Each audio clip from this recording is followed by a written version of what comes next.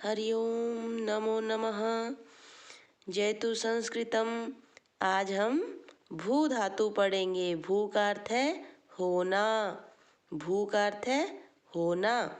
तो वर्तमान काल में भू धातु का रूप पढ़ेंगे। भू धातु लट लकारः। पुरुषः संस्कृत में 3 पुरुष हैं। मैंने पहले भी वीडियो में समझाया है, बताया है आपको कि संस्कृत में 3 ही पुरुष हैं तथा 3 ही वचन हैं, जबकि हिंदी में 2 वचन है, एक वचन बहुवचन। एक वचन से आप हिंदी में बहुवचन बनाते हैं, लेकिन संस्कृत में याद रखेंगे कितने वचन हैं?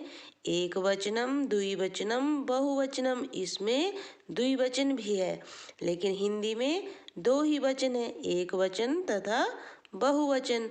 संस्कृत में कितने वचन हैं? 3। इसको आपने याद रखना है हमेशा।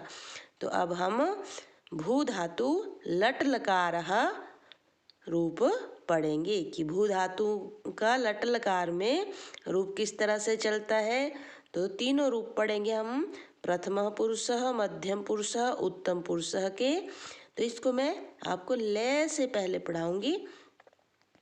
भवती भवतः भवन्ति, भवसि भवथः भवथ, भवामि भवावः भवामः। भवती भवतः भवन्ति, भवसि भवथः भवथ, भवामि भवावः भवामः। इस तरह से आप पढ़ेंगे। भू धातु लिट लकारः रूप लिट लकार भविष्यत काल के लिए यूज होता है। पुरुषः पहले भी समझा दिया मैंने। सभी लकारों में 3-3 पुरुष हैं, उनके रूप हम पढ़ेंगे। भविष्यति, भविष्यतः, भविष्यन्ति, भविष्यसि, भविष्यथः, भविष्यथ, भविष्यामि, भविष्यावः, भविष्यामः। फिर पढ़ेंगे भविष्यति, भविष्यतः, भविष्यन्ति, भविष्यसि, भविष्यथः, भविष्यथ, भविष्यामि, भविष्यावः, भविष्यामः। आगे हमारे पास लोट लकार। लोट लकार आज्ञार्थक। भवतु, भवतां, भवन्तु, भवतं, भवत, भवानी, भवाव, भवाम। मैं आपको इनके जो जैसे भू धातु लोट लकार में कौन सा प्रत्यय लगता है वो भी आपको समझाऊंगी। भू लंग लकार रूप भूतकाल। अभवत, अभवताम, अभवन, अभवः, अभवतम, अभवत, अभवम, अभवाव, अभवाम। फिर से सुन लीजिए। लंग लकार, इसमें देखिए अभवत, अभवत, इसका ध्यान रखेंगे और पेपर में बहुत यहाँ से पूछा जाता है अभवत रूप, क्योंकि इसमें हलंत प्रथम पुरुष एक वचन में हलंत है तथा मध्यम पुरुष बहुवचन में हलंत नहीं है। तो यहाँ पे विद्यार्थी बहुत अधिक कंफ्यूज होते हैं। तो इसका आप ध्यान रखेंगे कि अभवत प्रथम पुरुष एक वचन के अभवत में हलंत है तथा मध्यम पुरुष बहुवचन के अभवत में हलंत नहीं है। अभवत, अभवताम, अभवन, अभवः, अभवतम, अभवत, अभवम, अभवाव, अभवाम। भू धातु विधि लिंग लकार रूप चाहिए अर्थ में। चाहिए इसका अर्थ है जब भी आप वाक्य अनुवाद करेंगे कि मुझे पेन चाहिए, ऐसा करना चाहिए, तो उसमें विधि लिंग लकार का प्रयोग किया जाता है। भवेत, भवेतां, भवेयुः, भवे, भवेतम, भवेत, भवेयं, भवेव, भवेम। फिर से सुन लीजिए। भवेत, भवेतां, भवेयुः, भवे, भवेतम, भवेत, भवेयं, भवेव, भवेम।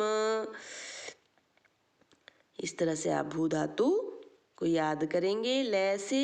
यदि आपने लय से नहीं याद करना है तो आप जैसे आपको अच्छा लगता है वैसे याद करिए। इस धातु को पहले अपनी कॉपी पे लिख लीजिए, क्योंकि फ़ोन से ज़्यादा बच्चों की आँखों पर भी असर होता है, आंखें खराब होती है अधिक फ़ोन देखने से। तो अधिक फ़ोन नहीं देखना है, आपने इसको अपनी कॉपी पर लिख लेना है। जब ज़रूरी हो तो आपने फ़ोन से देख लिया, सुन लिया। यदि लय से आपने बोलना हो तो भू धातु लट लकार वर्तमान काल का मैं एक बार फिर से उच्चारण करवा देती हूँ। भवती भवता भवन्ति भवसि भवथा भवथ भवामि भवा भवामः। लिट् लकार भविष्यति भविष्यता भविष्यन्ति भविष्यसि भविष्यथा भविष्यत्थ भविष्यामि भविष्यावः भविष्यामः। भवतु भवतां भवन्तु भव भवतं भवत भवानि भवा भवाम। भू धातु लङ् लकार अभवत् अभवताम् अभवन अभव अभवतम् अभवत अभवम् अभवा अभवाम। विधिलिङ्ग लकार भू धातु भवेत् भवेतां भवेयु भवे भवेतं भवेत भवेयं भवे भवेम। यदि आपने इसकी लय सुननी हो तो आपने फ़ोन ऑन करके दूर रख देना है। आवश्यक नहीं है कि आप फ़ोन को देखते ही रहें, क्योंकि मैं पहले भी बता चुकी हूँ कि बच्चों के लिए फ़ोन हानिकारक होता है। तो आप इसे दूर रखिए, वहाँ से सुनते रहिए और साथ साथ में आप भी उच्चारण करते रहिए कि जैसे मैं आपको पढ़ा रही हूँ, भवती भवता भवन्ति भवसि भवता भवथ भवामि भवा भवामः।